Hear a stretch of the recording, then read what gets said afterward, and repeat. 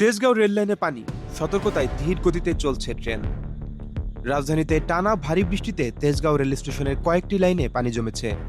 তবে এতে ট্রেন চলাচল বন্ধ হয়নি।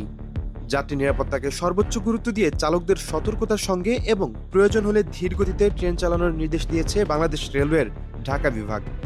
রেলওয়ে সূত্র জানায়, তেজগাঁও স্টেশনের 3টি লাইনে পানি জমায় ট্রেন চলাচল নিয়ন্ত্রিতভাবে পরিচালনা করা হচ্ছে। ফলে কিছু ট্রেনের চলাচলে সামান্য বিলম্ব হচ্ছে।